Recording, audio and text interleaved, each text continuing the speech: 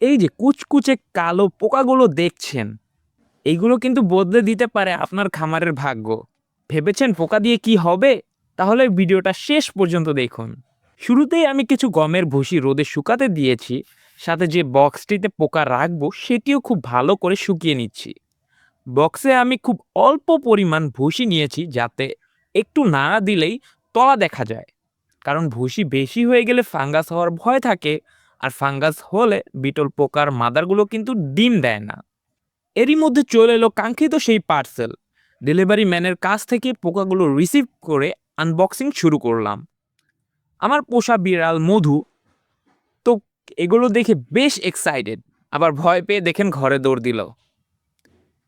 এখন প্রশ্ন হতে পারে, খামারে বিটল পোকা কেন দরকার? বর্তমানে ফিডের যে চড়া দাম আর কোয়ালিটি নিয়ে যে দুশ্চিন্তা, সবকিছুর সমাধান হতে পারে এই পোকা। এবার পার্সেলের জার থেকে পোকাগুলো সরাসরি প্লাস্টিকের বক্সে ছেড়ে দিলাম। এতে একটি কাগজের টুকরো কেটে ওদের ওপরে দিয়ে দিচ্ছি। এই কাগজগুলো দেওয়ার কারণ হলো, বিটল পোকা উল্টে গেলে নিজে নিজে সোজা হতে পারে না এবং মারা যায়। এই কাগজ ওদের সোজা হতে এবং মেটিংয়ের জন্য লুকিয়ে থাকতে সাহায্য করবে। এবার ওদের খাবারের জন্য কিছু সবজি দরকার। আমাদের পেঁপে গাছ থেকে একটা পেঁপে পাড়তে গিয়ে দেখি অনেক উপরে। শেষে একটা পেলাম যা প্রায় পেকে হলুদ হয়ে গেছে। পেঁপেটা ধুয়ে ছোট ছোট টুকরো করে নিলাম। এতগুলো টুকরো তো আমার লাগবে না, তাই একটা নিজেই খেয়ে নিলাম।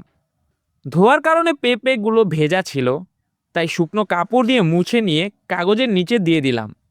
এই যে দেখুন, দেওয়ার সাথে সাথে ওরা খাওয়া শুরু করে দিয়েছে। সেই যশোর থেকে এসেছে এই পোকাগুলো, এজন্যই হয়তো তারা বেশ ক্ষুধার্ত। পার্সেলের ভেতরে এই পোকাটি অনেক বেশি ড্যামেজ হয়ে গিয়েছিল। ভাবলাম আমার দেশি মুরগির বাচ্চাদের খেতে দেই, কিন্তু হায়, ওরা তো পোকা দেখে উল্টো ভয় পাচ্ছে। শেষে ছোট কাগজটি সরিয়ে বড় সাইজের একটা কাগজ দিয়ে দিলাম। এতে ওদের ম্যানেজমেন্ট এবং মুভমেন্ট অনেক সহজ হবে। আর এভাবেই শুরু হলো আমার বিটল পোকা চাষের যাত্রা।